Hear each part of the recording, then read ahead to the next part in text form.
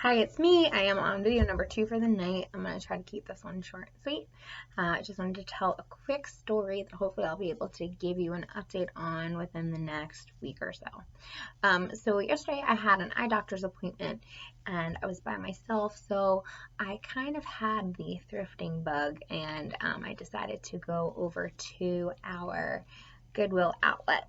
So for those of you who don't know, a Goodwill Outlet is basically a big open warehouse type place, where instead of having things on racks or on shelves like at a regular Goodwill or thrift store, they have them in giant bins.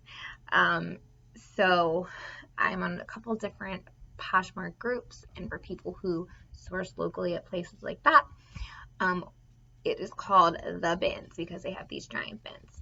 And as someone who has been a reseller on Poshmark from time to time, I like to go there every once in a while. I have bought some really cool things there that I've actually kept for myself, as well as sold for profit.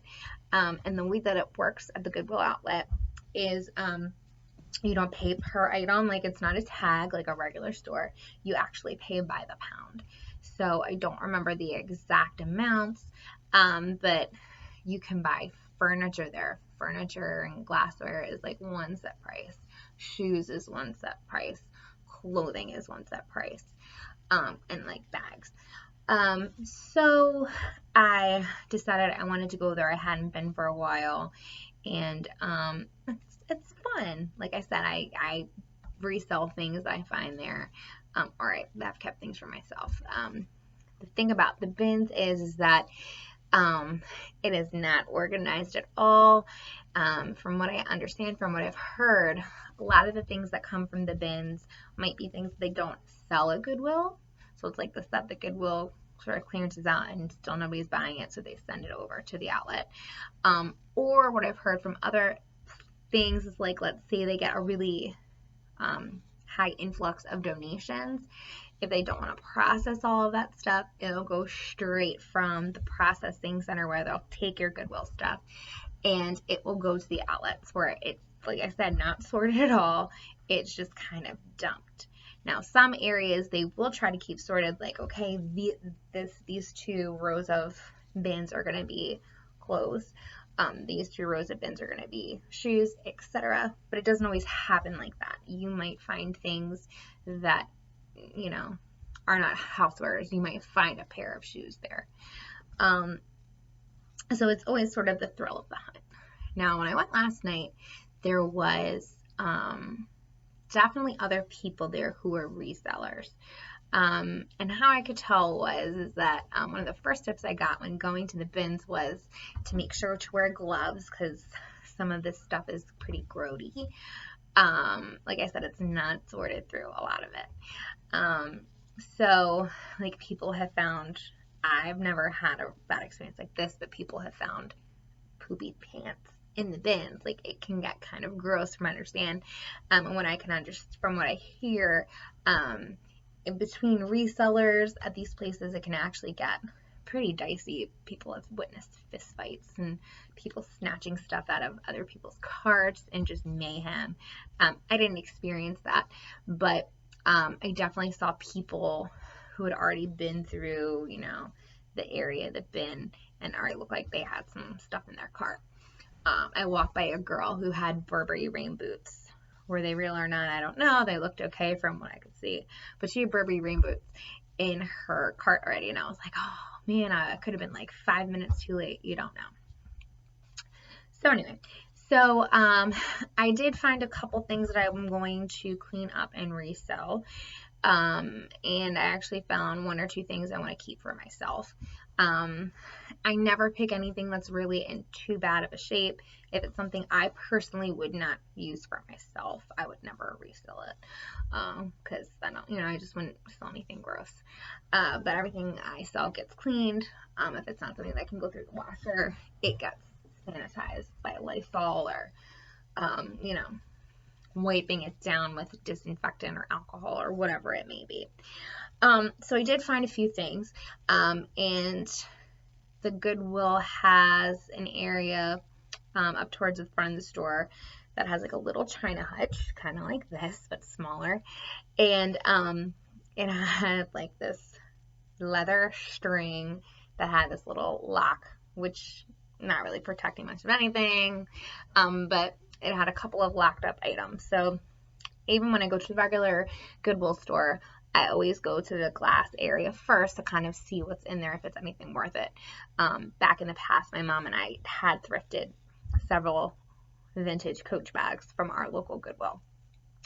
Our local Goodwill does not seem to have anything good anymore, which is very depressing. But anyway, so I walked over there. I really wasn't expecting to see too much. They had a bunch of like kind of inexpensive looking watches that were locked up for some reason, I don't know. And they had 2 bags.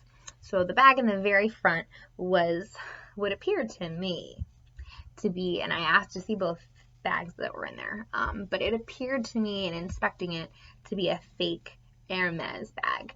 I am not exactly sure what the style is called. It is a style that I know, but it isn't something that I am familiar with, like let's say the Birkin bag or the Kelly bag, something that's really popular and you see on the bag sites, because I'm never going to own an Hermes bag, so I don't pay that close attention. But anyway, it's a style that I was familiar with, but it wasn't leather, and whoever the manager of the store is was trying to ask for like $150. And I was like, okay, thank you, next. They also have another area that's not behind glass, but there's bags that are kind of zip tied. It's like a rack, so you could walk around and look at the rack. And they had some real, not quite vintage, but older Coach that was in not bad shape. They had fake Coach. They had a very fake Louis Vuitton bag that they were trying to get $50 for. Very fake. And then like other random brands like Guess, or not very interesting. Anyway, so what I wound up buying is something I wanted to look at, because in looking at it from through the little glass, I was like, this seems like it's legit. So I asked her to pull it out, and she tells me the price, and the price is like okay for what it is, which I'm going to show you. And she's like, oh, the manager who priced out that fake Hermes bag wants to sell this for $100, but I'll give it to you for $75. And I tried to haggle to $50. In a second, you'll see why. But she wasn't really having any of it. All in all, I still think I got a good deal. Without further ado, I'm just going to show it to you. And we have a Fendi flat hobo. Now, I was not able to find the exact name of this one. I think this is the Zucchino print. I'm just doing a little research. I know the Zucca print is the larger Fendi F's on it. So I believe this is the Zucchino print. And have you figured it out yet? No. Oh, it's missing a strap. Dun, dun, dun. So, she pulled it out for me. I examined it, and I was 90% sure it was real. Now, I do not know Fendi. I have never owned Fendi, but I think I've owned and seen enough designer bags to kind of know the certain earmarks to look for, which I'll share with you in a second.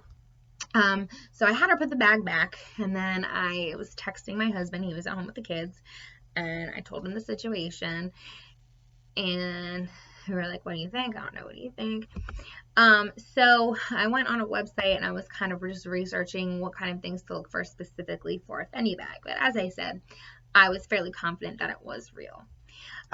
So let me just share with you the things that were like the tells for me that you might want to use to look at bags if you're out thrifting or at a yard sale or whatever yourself.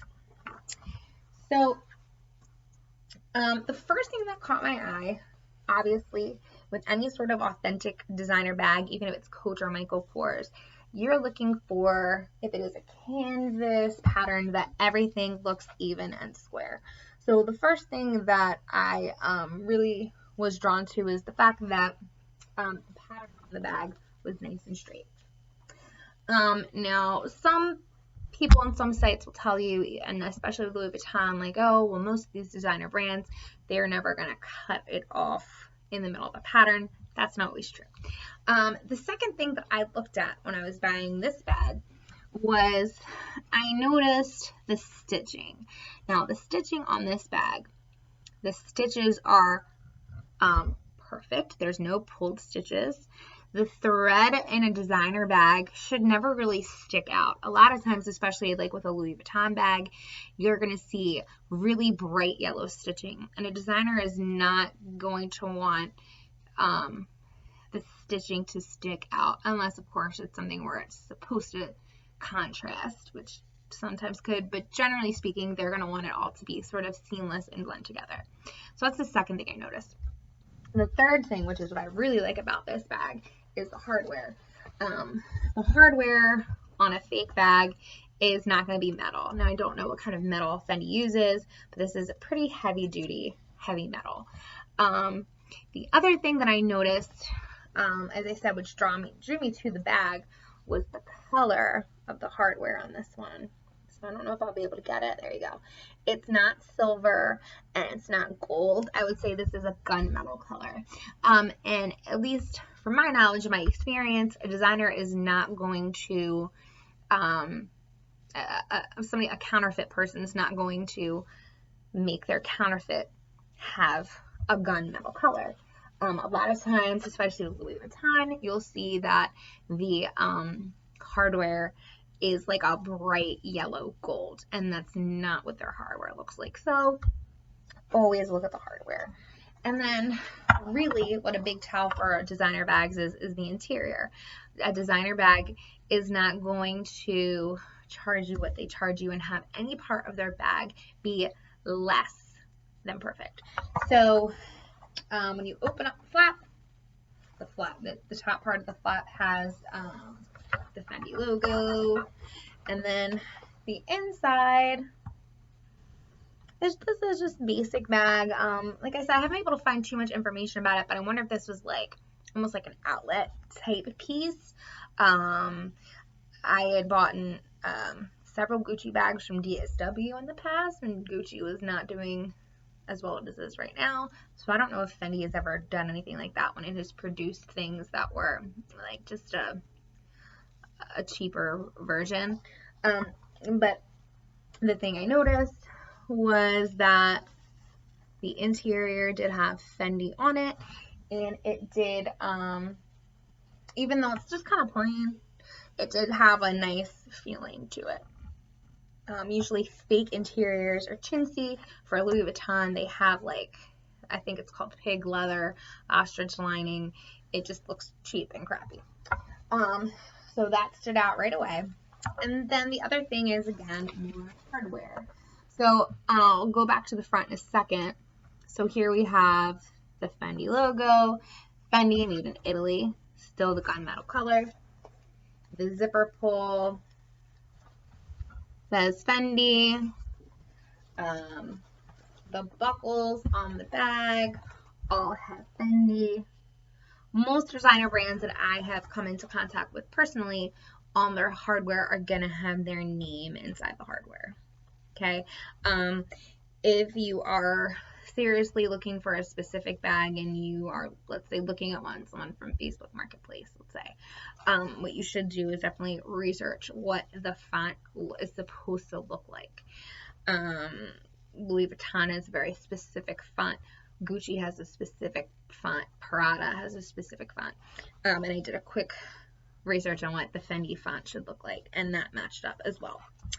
And then at least for Fendi, bags after the early 2000s all are made with a holographic tag, like a lot of other brands do. I know Chanel does that as well. And then it also has a leather tag that has the model number on it. So I didn't even find the leather tag till I got home. But so there's my model number. And then inside the pockets was a hologram with some other sort of identification. And then on the back of it it gives other information with the Fendi logo. So again, I was texting back and forth with my husband, and I just thought, you know what, I'm just gonna risk it. Something in a lot of the YouTubers that I follow right now that they've been saying is Fendi right now is having a resurgence. So I figured if I wanted to keep for myself or if I wanted to sell, it would be a good investment, even missing a strap. So I went ahead and I bought it, and I came home, and of course I'm doing all my research about how I could possibly get a strap. And so the first thing I did logically was I reached out to Fendi. When it comes to resale, you're going to do better if you have all of the original pieces to the bag. Most people that are buying are going to want to know that you have all the pieces that came with it, basically. So I called Fendi, and the girl said, well, you could take it into a Fendi store. My closest Fendi store would be about 45 minutes to an hour away. So I wasn't really keen on that idea. And she said, or you can email Fendi, and a customer care person will kind of tell you what to do. So I did just that, and I emailed them last night, probably around 8:30, 9 o'clock, and they got back to me this morning around probably 9 o'clock in the morning. So it took about 12 hours. And then going back and forth with them, what they told me was that the bag was too old and they didn't have the replacement part. Okay, so I'm like, now what, right? So, and I don't know, I have never done this before, but I have never bought anything off of Etsy before. So I went on to Etsy. I know a lot of people in my designer bag and Louis Vuitton groups on Facebook talk about getting replacement straps for their Louis Vuitton bags there. So I was like, all right, let me check it out. So within about 5 or 10 minutes of scrolling, I found a seller that sold genuine leather straps in a variety of different colors. I don't remember the name of it, but when I do an update on what happened with the bag when they come in, I will definitely let you guys know the name of her Etsy store. But she sold replacement straps in 2s, so I guess I'm just going to go ahead and replace this 2. You're going to want the strap to look the same. I picked out the dark brown color. This color really reminds me of like Neverfull straps. It's that dark ebony brown. This one particular store had a bunch of different sizes to choose from, so I measured as carefully as I could. My husband wasn't home, so I was texting at work, and I'm like, do you think that this is right? So I measured the actual strap, and which seems like it's a little just shy of about 1/2 inch. And the size that I bought was the 1/2 inch. But the clearance of this is like on the inside of the buckle is about 3/4 of an inch. So I'm hoping it will fit because it's not returnable. And I'd be out of like $30 with shipping. So that is the story. Just to sort of wrap it up, honestly, I see no evidence that this bag was ever used. There is there's a few tiny scratches on the leather. There's a few tiny scratches on the logo here. But I see nothing else that would be indicative of a canvas bag like this. I've owned a zillion Coach bags, and the areas where you would see any sort of wear first would definitely be the corners. I see no corner wear. I see no seam that is like out. So I don't believe that this was donated to Goodwill with 2 straps, because that wouldn't make any sense. It's a brand new bag, unless your wife or girlfriend left you and you were trying to be vindictive and donate all of her stuff. You're not going to donate a brand new bag. This is brand new, in my opinion. Or use one time. Like, that's my thought. So I'm wondering if this was at somewhere like a Nordstrom Rack or a secondary retailer off Saks. I'm not sure what other big department stores sell Fendi. And what I'm thinking happened somewhere in the shuffle between point A to point B, going to a secondary store, the strap was lost. Now I know it is the policy of most big designing houses, Louis Vuitton, Gucci, I'm sure Fendi as well, Burberry, I've heard, Chanel, I've heard, is if items are imperfect, they destroy them. So they like burn them in an incinerator. They cut them up. So I don't believe this came from a Fendi store. So that's my guess. I don't know. But when all is said and done, I will have spent $100 on from what I could see from similar bags, I believe this bag probably would have retailed between $600 and $800. So I'm happy with that. Now, I did buy something this week with a coupon code that I'll probably do an unboxing of next week. This guy, I don't know what I'm going to do yet because I don't own anything from Fendi. I might just use it a little while and keep it in nice condition and then try to sell it. I don't know yet.